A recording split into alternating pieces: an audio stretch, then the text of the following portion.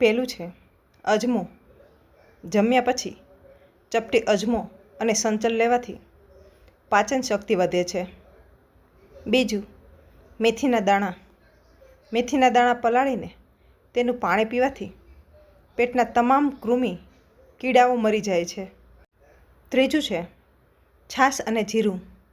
બપોરે જમ્યા પછી શેકેલું જીરું નાખીને છાશ પીવાથી પેટમાં ઠંડક રહે છે. ચોથું છે વરિયાળી. જમ્યા પછી વરિયાળી ખાવાથી એસિડિટીમાં રાહત મળે છે. પાંચમું છે હિંગ. પેટ ફૂલી ગયું હોય તો હિંગને પાણીમાં ઓગાળી ડૂંટીની આસપાસ લગાવવાથી ગેસ નીકળી જાય છે.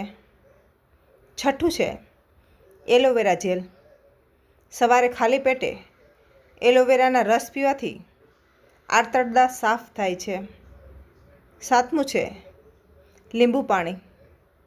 નવશેકા પાણીમાં લીંબુ અને મધ નાખી પીવાથી કબજિયાત દૂર થાય છે. આઠમું છે જીરાનું પાણી. રાત્રે જીરું પલાળી સવારે તેનું પાણી ઉકાળીને પીવાથી પેટની ચરબી ઘટે છે. નવમું છે પપૈયું. પેટ સાફ ન આવતું હોય તો પપૈયું ખાવું શ્રેષ્ઠ ઉપાય છે. 10મું છે કાળા મરી.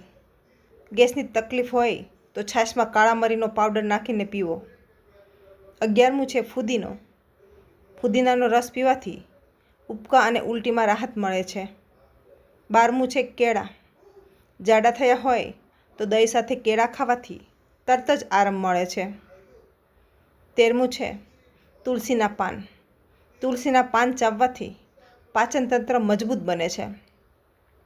14મું છે આદુ અને મધ. આદુનો રસ અને મધ મિક્સ કરીને પીવાથી પેટમાં ગેસ અને દુખાવામાં રાહત મળે છે.